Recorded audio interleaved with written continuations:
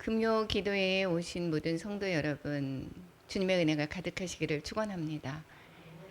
오늘의 말씀입니다. 오늘의 말씀은 마가복음 11장 1절에서부터 11절까지의 말씀을 가지고 은혜를 나눌까 합니다. 합독하겠습니다. 그들이 예루살렘에 가까이 와서 감람산 베파게와 베다니에 이르렀을 때에 예수께서 제자 중 둘을 보내시며 이르시되 너희는 맞은편 마을로 가라. 그리로 들어가면 곧 아직 아무도 타보지 않은 나귀 새끼가 메어 있는 것을 보리니 풀어 끌고 오라. 만일 누가 너희에게 왜 이렇게 하느냐 묻거든 주가 쓰시겠다 하라. 그리하면 즉시 이리로 보내리라 하시니 제자들이 가서 본즉 나귀 새끼가 문 앞 거리에 메어 있는지라. 그것을 푸니 거기 서 있는 사람 중 어떤 이들이 이르되 나귀 새끼를 풀어 무엇 하려느냐 하매 제자들이 예수께서 이르신 대로 말한대 이에 허락하는지라. 나귀 새끼를 예수께로 끌고 와서 자기들의 겉옷을 그 위에 얹어 놓음에 예수께서 타시니 많은 사람들은 자기들의 겉옷을 또 다른 이들은 들에서 벤 나뭇가지를 길에 펴며 앞에서 가고 뒤에서 따르는 자들이 소리 지르되 호산나 찬송하리로다. 주의 이름으로 오시는 이여 찬송하리로다. 오는 우리 조상 다윗의 나라여 가장 높은 곳에서 호산나 하더라. 예수께서 예루살렘에 이르러 성전에 들어가사 모든 것을 둘러보시고 때가 이미 저물매 12 제자를 데리시고 베다니에 나가시니라. 아멘. 사랑과 은혜가 충만하신 하나님 아버지, 오늘도 저희 금요 기도회에 함께할 수 있도록 인도해 주심에 감사드립니다. 찬양하며 예배드리며 하나님을 더욱더 높일 수 있는 은혜 주심에 감사드립니다. 이 시간 하나님의 말씀을 전합니다. 저희들이 하나님을 더욱더 바로 깨달을 수 있도록 성령님 부족한 종을 인도하여 주시옵소서. 그리하여서 주님을 더욱더 알게 하시고 보게 하시고 또한 저희들 느끼게 하여 주시옵소서. 이 시간 인도해 주실 성령님께 의탁하오며 예수님의 이름으로 기도드립니다. 아멘. 오늘 본문은 이제 드디어 예루살렘에 입성하는 그러한 본문이죠. 본문 내용입니다. 이 11장의 이제 기점이 먼저 이제 갈릴리에서 예수님께서 사역하신 거, 그 다음에 이 마가복음에서는 전반부는 이 갈릴리에서 사역한 거, 그 다음에 이제 후반 이제 11장에서부터 예루살렘, 즉 일주일 남겨놓는 시간을 두고 기록을 하고 있습니다. 11장에서 16장까지. 그리고 그 사이에 중간 즉 베레아 지방에서 사역하셨던 내용이 중간에 들어가 있습니다. 이렇게 그 11장에 오면서 드디어 이제 예루살렘을 향해서 목적지인 예루살렘으로 가고 계십니다. 이 11장에서는 이제 이 앞으로 예수님께서 십자가에 지실 그 사건을 중요한 그 전환점이 되겠죠. 이 11장에서 보면 이제 지금까지의 대했던 사람들과 이제 많이 다른 것을 볼 수가 있습니다. 11장에서 보면 12 제자들은 이제 처음부터 계속해서 같이 왔었죠. 대제사장들이 있습니다. 서기관들, 사내들인 장로들, 그 다음에 바리새인들, 헤롯 땅 사두개인들, 이들이 이제 등장합니다. 이들은 모두가 다 예수님을 오해하고 있었죠. 제자들은 정치적인 메시아로 오해를 하고 있었고 뿐만 아니라 대제사장들이나 서기관들이나 이런 분도 예수님을 바로 알지를 못하고 그래서 죽이려고 하는 그런 음모를 꾸미는 그러한 계기가 되었습니다. 이 바리새인들 뿐만 아니라 이 모든 사람들 즉 지도자는 모두 예수님을 오해하고 있습니다. 반면에 이 가난한 여인들, 죄인들 또 이방인들은 예수님을 오히려 바르게 인정하고 있고 있습니다. 즉 혈루병 여인이라든가 수르보니게 여인이라든가 거라사, 귀신 들린 자라든가 맹인 등 이 전에 바로 무슨 일이 있었죠? 맹인을 고쳐준 사건이 있었습니다. 그래서 눈을 뜨게 되자 바로 한 일이 무엇입니까? 예수님을 길에서 따르니라. 아마 오늘 그 본문의 내용에서도 이 맹인이 같이 함께 있었을 것입니다. 그리고 이 마가복음에서는 이야기가 나오지 않았지만 그 뒤에 있었던 이야기가 무엇이죠? 삭개오의 여리고에서 삭개오가 구원받는 이야기가 있었습니다. 그리고는 이제 그 예루살렘을 향해서 이제 여리고에서 떠난 것입니다. 그러기 전에 한번 보겠습니다. 이 제자들이나 아니면 대제사장들이나 이 많은 사람들이 예수님을 바로 알지 못했고 이 오히려 죄인과 여인과 이방인들이 예수님을 바로 알고 있었다고 했습니다. 그러면 정작 나는 지금의 나, 지금 누구 쟤는 아직 몰라. 저 사람은 아직도 믿음이 부족해가 아니라 과연 나는 예수님을 바르게 이해하고 있습니까? 한번 질문해 보시기 바랍니다. 나는 제자들과 마찬가지로 정치적인 내 필요를 채우시는 예수님으로 오해하고 계십니까? 아니면 내가 정말 예수님이 나의 구원자 되시고 이 소망을 위해서 나를 부르신 그러한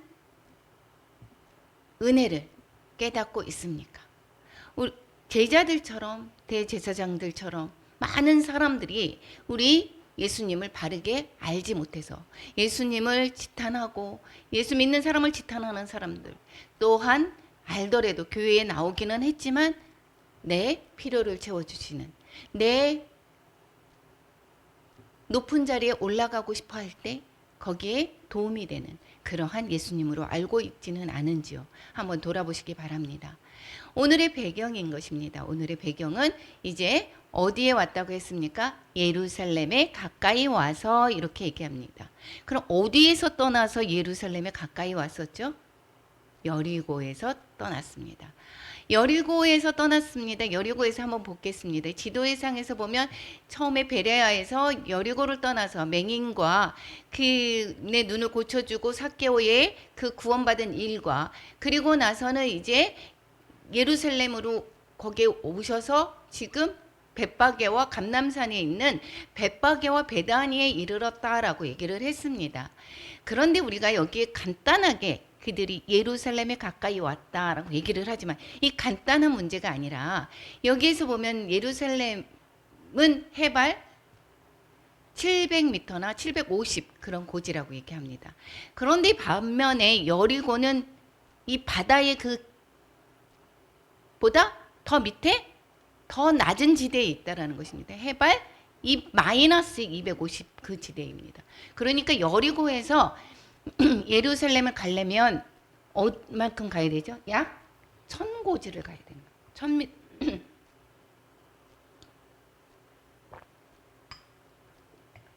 1000고지면 이제 참고를 해봤습니다. 관악산이 해발 639m입니다.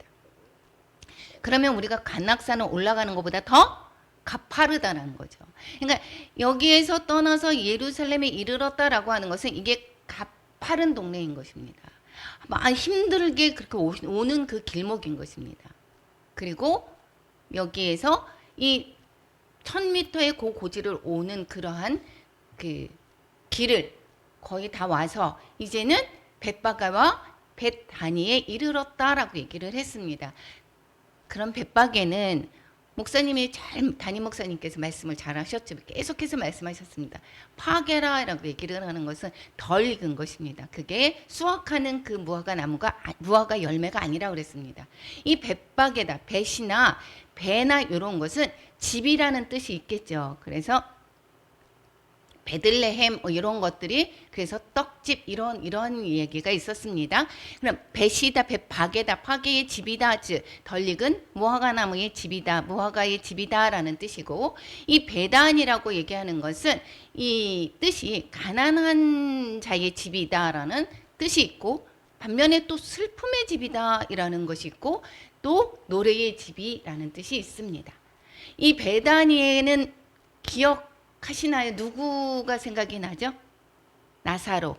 예? 집이 거기에 있었죠.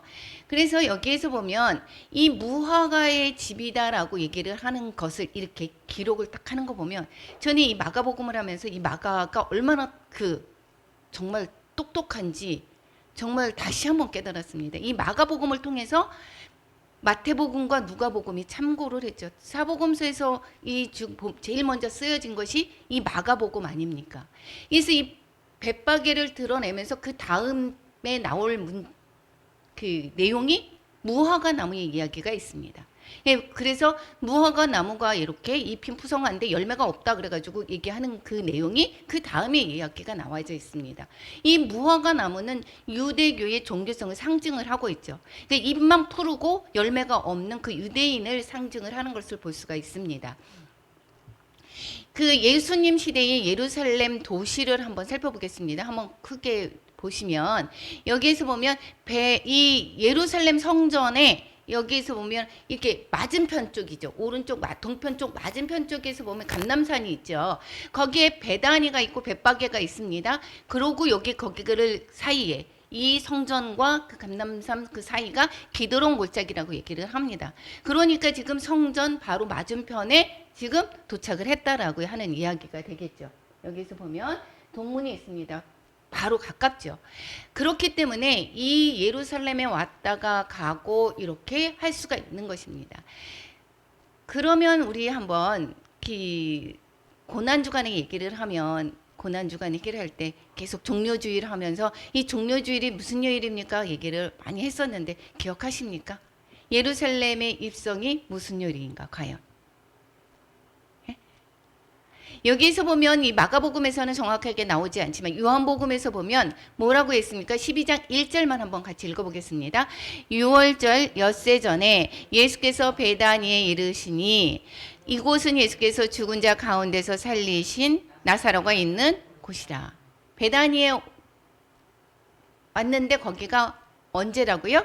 엿새 전이고. 엿새 전인데 그 엿새 전에는 지금 보면 그때에 마리아가 비싼 향유를 가지고 머리에다가 붓고 예수의 발에 붓고 자기 머리털로 닦아주셨다. 발을 닦았다라고 하는 그 이야기가 이날 있었더라는 것입니다. 요한복음에 의하면. 그런데 이 마가복음에서는 이것을 6월절 이틀이 지나면 6월절이라고 했으니까 이 같은 내용을 이틀 전 6월절 이틀 전으로 기록을 하고 있습니다.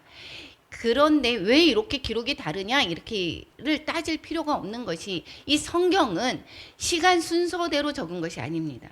이것은 신문 기자의 그 신문 기사가 아니라 이 내용을 그냥 그대로 실은 것이 아니라 이 사건을 통해서 어떻게 그 필자가 내가 느꼈던 그 예수님의 그 깨달음을 적은 것이기 때문에 이 날짜를 똑같이 그렇게 적지를 않습니다. 그래서 기록에 보면 그 아마 6일 날 베다니에 왔을 때에 그렇게 예수님을 기름을 부으신 것을 볼 수가 있습니다.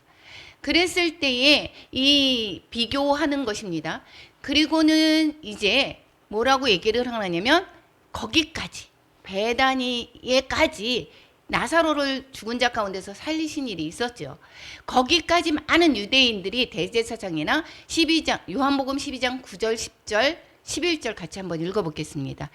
유대인의 큰 무리가 예수께서 여기 계신 줄을 알고 오니 이는 예수만 보기 위함이 아니요 죽은 자 가운데서 살리신 나사로도 보려 함이로라. 대제사장들이 나사로까지 죽이려고 모의하니 나사로 때문에 많은 유대인이 가서 예수를 믿음이로라. 예. 그리고 12절 같이 읽겠습니다. 그 이튿날에는 명절에 온 큰 무리가 예수께서 예루살렘으로 오신다는 것을 듣고 예. 지금 1절에서 보면 거기서 떠나서 예루살렘에 이르러 가지고 두 사람에게 보냈습니다. 나귀가 가지고 오라고 보냅니다.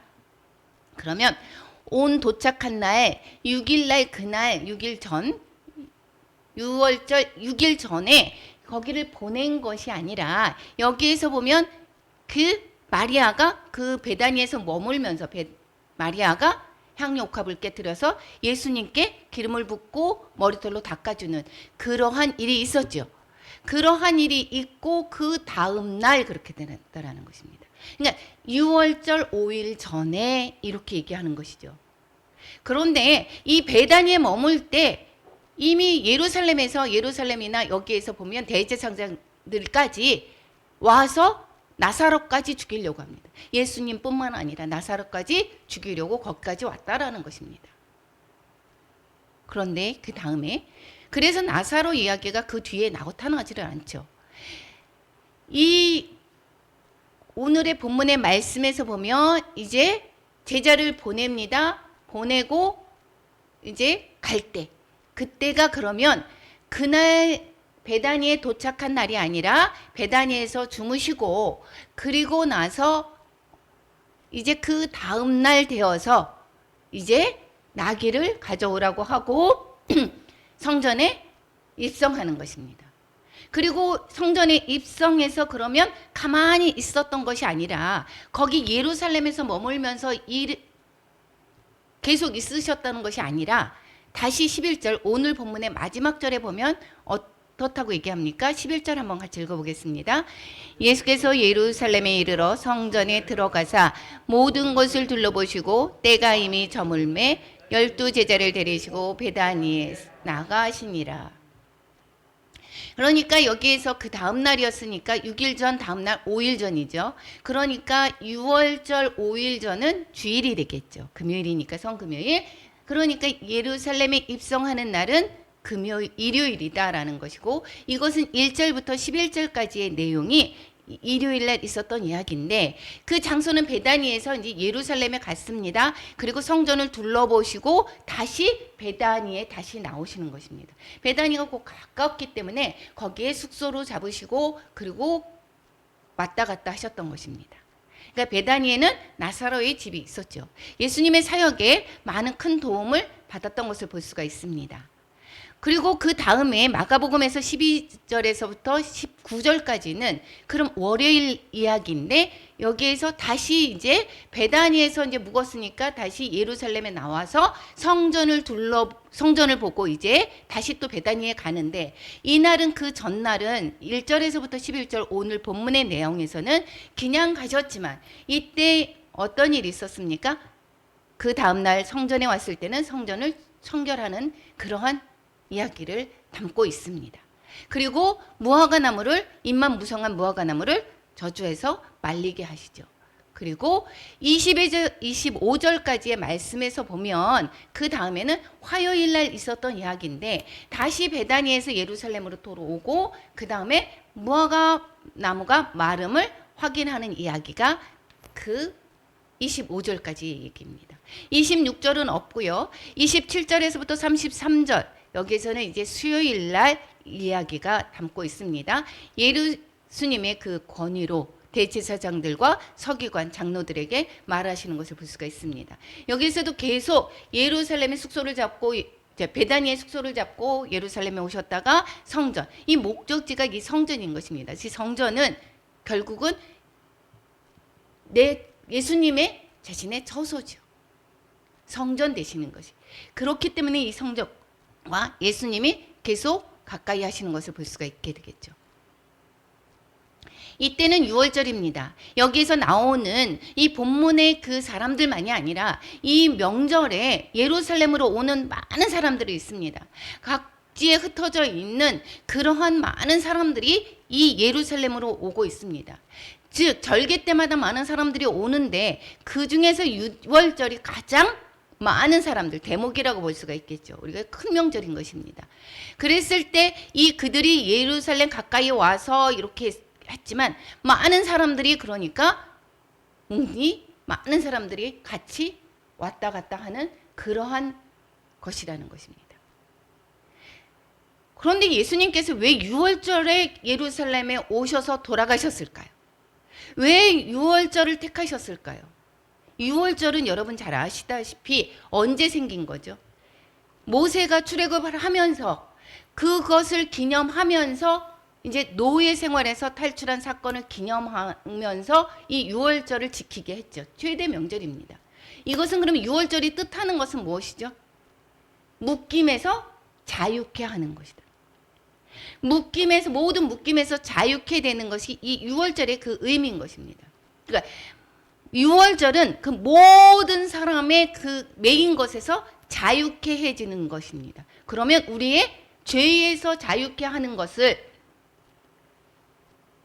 그 때문에 오신 예수님이 언제 그러면 돌아가시는 게 맞습니까? 6월절에 돌아가시는 게 맞다라는 것입니다. 6월절은 그 유대인만이 아니라 모든 이방인, 여성, 죄인, 이 모든 종들, 모든 묶임에서 풀어주고자 하는 그런 의미가 있다라는 것입니다. 그래서 이 유대인만이 하나님을 믿는 그런 권위의식이 있을 필요가 없는 것이, 이 예수님께서는 그 모든 사람들을 자유케 해주기 위해서 오셨다라는 것이고, 그래서 6월절에 돌아가시는 것이다라는 것입니다. 그러면 나에게도 6월절이 있는가 한번 돌아보시기 바랍니다. 나의 6월, 내가 어떠한 묶임에서 자유로워져야 될 것이 있는가를 한번 살펴보시기 바랍니다. 내는 어떤 것에 매여 살고 있지는 않습니까? 그것이 돈입니까? 돈에 묶여 있지 않습니까? 건강에 묶여 있지 않습니까? 청년들은, 젊은 사람들은 취업에 묶여 있지 않습니까? 아니면 사람들에 묶여 있지 않습니까? 어떠한 물질, 좋은 집, 좋은 것, 이런 것들에 묶여 있지 않습니까? 명예에 묶여 있지 않습니까? 내가 묶여 있는 것이 과연 무엇인가? 나는 정말 6월절을 맞이했는가? 내한테 6월절이 있었는가를 한번 살펴보시기 바랍니다. 예수님께서는 내가 모든 묶임에서 자유케 해주시기 위해서 이 땅에 오셨다라는 것입니다. 이 십자가 사건을 통해서 모든 인류의 6월절을 선물로 주셨다라는 것입니다. 그러니까 내가 묶임에서 자유케 되는 것, 내 죄에서 자유케 되는 것, 내 모든 묶임에서 자유케 되는 것은 그 통로가 어디가 돼야 된다라는 것입니까? 예수님. 예수님이 자유케 해주신다라는 것입니다. 건강뿐만이 아니라 내가 물질에서도 모든 것이 예수님으로부터 자유함을 얻을 수 있다라는 것입니다. 이제 베다니에 오셔서 그 하룻밤을 주무시고 제자들 둘을 보내십니다. 제자들을 둘을 보내시는 것은 전도를 할 때도 둘씩 보내죠. 증인의 역할을 합니다. 둘이 있어야지. 그래서 둘을 보내십니다. 그래서 둘을 보내셔서 이제 아무도 타보지 않은 나귀 새끼가 매어 있는 것을 보니까 볼 건데 그것을 풀어서 끌고 와라. 이렇게 얘기를 합니다. 아무도 타보지 않은 나귀 새끼, 아무도 타보지 않았다라고 얘기를 하는 것은 전혀 사용한 적이 없기 때문에 이 왕이나 신적인 그 분이 이제 타는데 타기에 합당하다라는 것입니다. 그래서 아무도 타지 않은 그러한 그 암송아지나 어떠한 그 동물은 이 왕이나 신적인 일부 그를 태울 때 사용하는 것을 볼 수가 있습니다. 그런데 왜 나귀를 타야겠습니까? 나귀가 아닌 큰 무슨 다른 짐승, 내가 이미 들어가는 것 뻑적지근한 말이나 이러한 것을 타고 이러한 승리의 함성을 타서 들어갈 수 있는데 하필 왜 나귀를 타야 했을까요? 마태복음에서는 구약의 내용이 성취되었음을 가르쳐주고 있죠. 유대인에게 전하는 메시지이기 때문에 이 유대인들은 구약의 그 배경을 너무도 잘 알고 있죠. 그렇기 때문에 이 구약의 내용이 예수님으로 말미암아 성취된 것을 가르쳐주고 있습니다. 그래서 이 구절을 마태복음 21장 4, 5절에서는 이렇게 얘기합니다. 같이 한번 읽어보겠습니다. 이는 선지자들을 통하여 하신 말씀을 이루려 하심이라 일렀으되 시온의 딸에게 이르기를 내 왕이 내게 임하나니 그는 겸손하여 나귀 곧 멍에 매는 짐승의 새끼를 탔도다 하라 하였느니라. 예.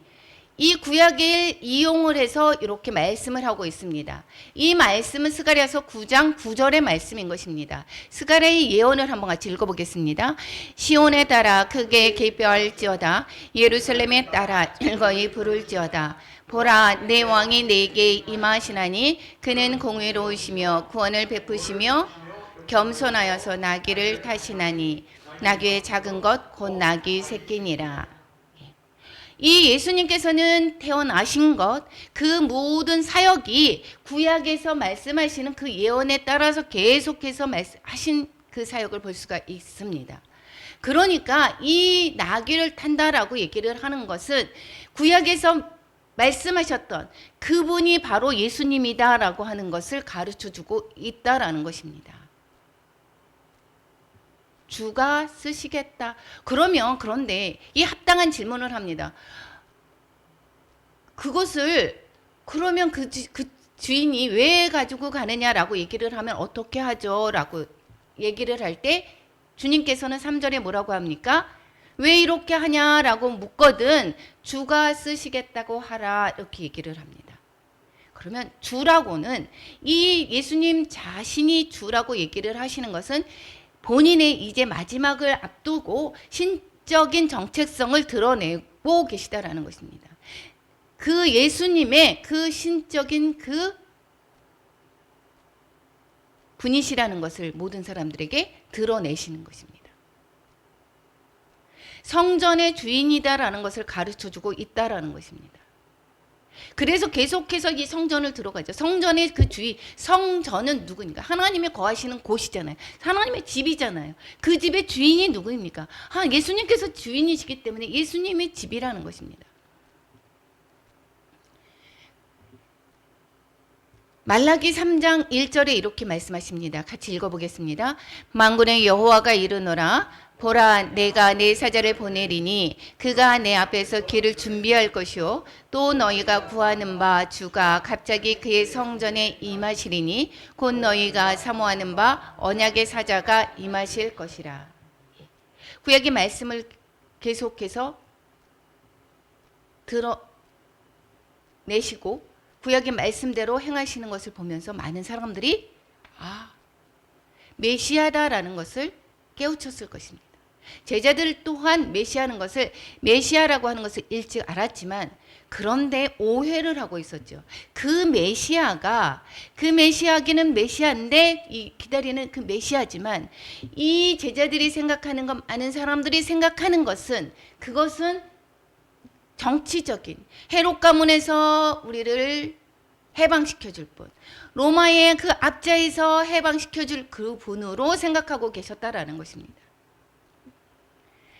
여기에서 7절에서 보면 자기들의 겉옷을 그 위에 얹어 놓음에 이렇게 말씀하십니다.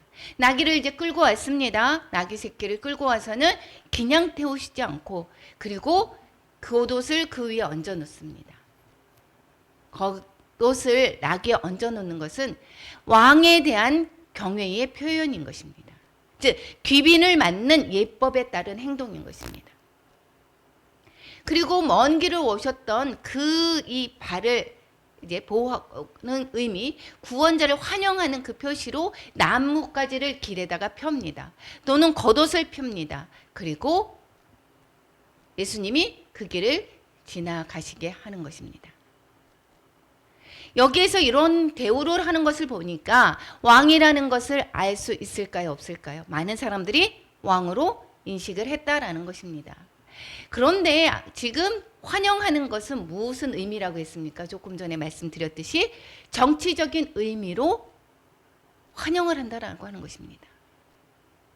여기에서 9절에서 보면 이 환영하는 무리들이 이야기를 합니다. 뭐라고 말씀합니까? 9절 한번 같이 읽어보겠습니다.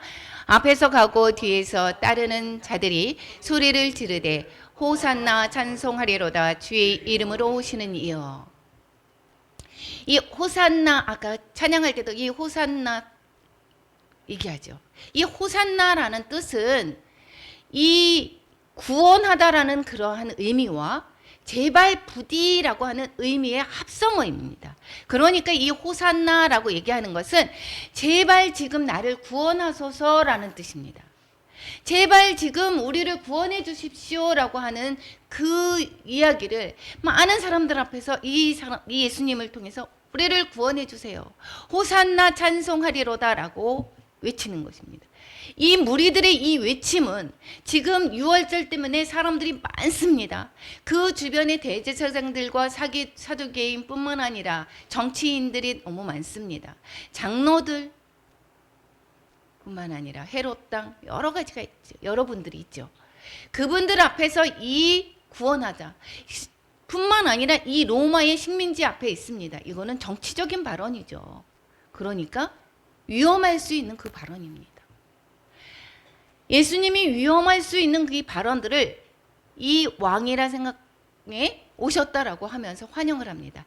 이 말씀은 시편 118편을 인용한 말씀인데 이 시편 118편은 이 출애굽 이제 하면서 이 해방됐던 것을 기념하면서 부르는 것입니다.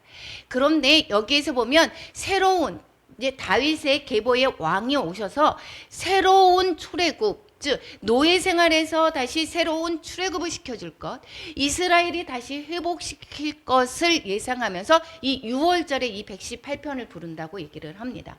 그러니까 여기에서 118편에서 보면 한번 다시 같이 25절, 26절 같이 읽어보겠습니다. 여호와여 구하옵나니 이제 구원하소서. 여호와여 우리가 구하옵나니 이제 형통하게 하소서. 여호와의 이름으로 오는 자가 복이 있으며 우리가 여호와의 집에서 너희를 축복하였도다. 6월절에 이것을 부르는 것은 여호와여 구원하소서. 그것을 부를 때 이 예수님이 드디어 우리를 구원하실 자다라고 믿고 이렇게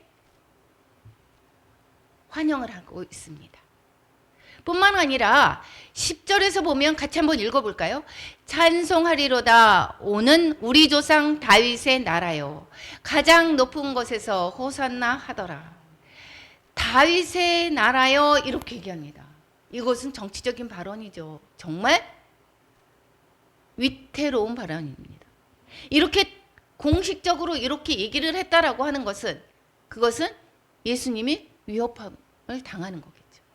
예수님이 이 정치적인 이 식민 상태에 있는 이 여기에서 얘네들이 이 사람들이 반란을 일으키겠구나. 여기에서 이러한 그 무리다 생각하고 어떨까요? 예수님을 죽이고자 하겠죠. 로마를 물리칠 것으로 예상합니다. 이 많은 무리들이. 그렇게 해서 이렇게 환영을 하지만 정작 예수님은 그들이 생각하는 정치적인 메시아가 아니라 사탄을 이기는 하나님의 승리인 것입니다. 그 로마의 앞제비에 허덕이는 그 유대인만의 구원이 아니라 이 세상을 지배하는 그 사탄에서 의 모든 사람들을 해방시키고자 하는 그러한 예수님이시다라는 것입니다. 이들이 그것을 잘 몰랐다라는 것입니다. 이렇게 환영하는 무리 속에서도 모든 사람들이 환영한 것은 아닙니다. 물론 대제사장들과 사두개인들과 이 정치적인 요소에 있는 그런 기득권에 있는 사람들은 당연히 안 하겠지만 그렇지 않은 6월절에 오신 분 그 사이에서도 마태복음에서는 이렇게 얘기합니다. 마태복음 21장 10절에서 11절 같이 말씀 읽겠습니다. 예수께서 예루살렘에 들어가시니 온 성이 소동하여 이르되 이는 누구냐 하거늘 무리가 이르되 갈릴리 나사렛에서 나온 선지자 예수라 하니라. 이 사람이 누구야 도대체? 이 사람이 도대체 누구길래 이렇게 하고 있지?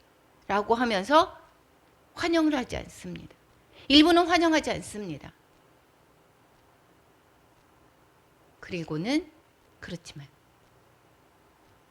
예수님께서는 그렇게 정치적인 메시아로 환영하는 사람들, 그렇지 않은 사람, 그들의 좌지우지 되는 것이 아니라 예수님의 그 예정된 그 길을 가고 계십니다. 그분의 나가시니라 이제 성전에 오셔서 성전을 둘러보시고 모든 것을 둘러보십니다.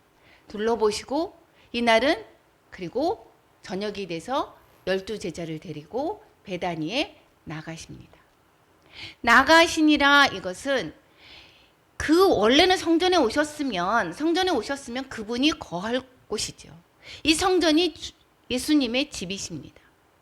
그러면 거할 곳인데 아직도 그 많은 사람들이 예수님을 제대로 알지를 못하는 고로, 아직 준비되지 못한 고로 거기에 머물지 못하시고 다시 베다니의 그 처소로 가시는 것을 볼 수가 있습니다. 여기서 둘러보시고는 무엇입니까? 그 이튿날 성전 청결을 하죠. 거기에서 그 행할 일을 미리 한번 보시는 것인지도 모릅니다. 한번 둘러보셨습니다. 그 성전이 어떠한 모습인지 너무도 보시고는 어떻습니까? 여기에서는 마가복음에서는 기록하지 않으셨지만 우시는 모습이 있습니다. 누가복음에서 이렇게 기록합니다. 누가복음 19장 41절에서 43절 같이 읽어보겠습니다. 가까이 오사 성을 보시고 우심에 이르시되 너도 오늘 평화에 관한 일을 알았더라면 좋을 뻔하였거니와 지금 내 눈에 숨겨졌도다. 날이 이를지라 내 원수들이 토둔을 쌓고 너를 둘러 사면으로 가두고. 여기에서 성전이 돌 하나에 돌 하나도 남기지 않고 무너질 것을 예고를 하시죠. 여기에서 우시는 것은 이 성전의 모습이 바뀌어지신 것, 잘못된 것 뿐만 아니라 이 평화를, 예수님이 이 평화의 왕으로 오시는 것을 모르는 백성들을 안타까워하는 그 마음이 있는 것입니다. 이 성전의 그 모습을 보고 그 다음날 예수님께서는 성전 청결을 하십니다. 오늘 본문의 말씀을 통하여서 우리가 다시금 돌아봐야 될 것은 무엇인가? 내용은 참 간단합니다.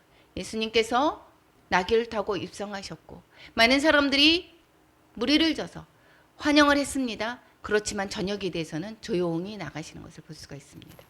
전혀 들어올 때와 다른 그러한 광경이죠.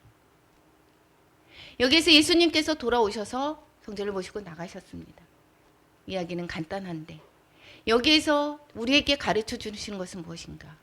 예수님이 6월절에 맞춰서 이 예루살렘에 입성하시는 것을 보면 나는 과연 내한테 묶여져 있는 것이 해방될 것은 없는가? 풀어져야 될 것은 없는가? 한번 살펴보는 것뿐만 아니라 나는 예수님을 바르게 이해를 하고 있는가? 사두개인과 대제사장들과 헤롯 땅 장로들, 많은 사람들, 제자들까지도 이 많은 사람들이 예수님을 바르게 이해하지 못한 그러한 모습처럼 우리도 지금 예수님을 바르게 이해하지 못하고 있는 것은 아닌가? 내가 예수님을 믿으면 나는 잘 살게 될 거야. 이러한 마음이 되는 것은 아닌가? 뿐만 아니라 환영하는 무리가 있었고 환영하지 않는 그러한 무리도 있었습니다. 그런데 나는 어떠한 무리의 사람인가? 나는 예수님을 환영하고 나는 예수님을 바로 전하려고 하는, 예수님의 그 길을 따라가려고 하는 그러한 무리인가 아닌가? 한번 돌아보시기 바랍니다. 뿐만 아니라 이 제자들이 잘못 이해했던 것과 같이 나는 예수님을 세속적인 욕망으로 아니면 정치적인 메시아로 환영하고 있는 것은 아닌가? 우리가 이번에 정치인들을 보시면서 무엇을 볼 수가 있습니까? 내가 집사야. 그리고 나는 믿지 않지만 그 환심을 사기 위해서 그 교회에 나가서 믿지도 않는 사람이 교회에 나가서 예배드리는 모습. 나는 집사라고 했지만 열심히 주님을 바로 알지 못하는 그러한 정치적인 목적으로 우리가 예수님을 이용하는 사람. 정말 많습니다. 나는 내가 힘겹고 어렵고 그래서 예수님을 통해서 나는 정말 잘 살아보고자 하는 그러한 욕망은 없는지. 뿐만 아니라 예수님을 방관하는 무리는 아닌가. 예수님이 이 땅의 평화의 왕으로 우리의 그 모든 죄를 죄에서 풀어주시기 위해서 이 땅에 오셨고 십자가의 길을 가시는데, 그런데 나는 방관하는 것은 아닌가? 예수님을 잘 모르게 되면, 바르게 이해하지 못하면 방관할 수밖에 없습니다. 뿐만 아니라 예수님께서 우리를 위해서 십자가에 지실 때 그 모습을 우리가 알았다라고 하면 어떻게 그분의 길에 동참할 것인가? 나는 예수님이 가신 길을 따라갈 것인가? 그것이 고난의 길이고 그것이 아주 편안한 길은 아닙니다. 하지만 그 길이 자기의 십자가를 그 지는 길이 오히려 내 마음에 평강이 찾아오고 오히려 내가 자유해지고 그것이 오히려 내가 복된 길이라는 것을 안다라고 하면 자기의 십자가를 묵묵히 지고 갈 수 있을 것입니다. 나는 예수님을 어떠한 왕으로 생각하고 있는가? 이분들이 왕이라고 얘기했습니다. 구약에서 말씀하신 그 왕이 바로 이분들이 이 예수님이다라고 생각을 이들도 했습니다. 그때 당시. 그렇지만 예수님은 전혀 다른 십자가의 죽음을 향해 가시는 그러한 분이셨습니다. 나는 예수님을 어떠한 왕으로 생각하는가? 이것이 오늘 본문에서 이 제자들, 무리들, 이러한 군중들, 그러한 무리들의 그 생각이 바로 나와 같은가? 아니면 가난한 자,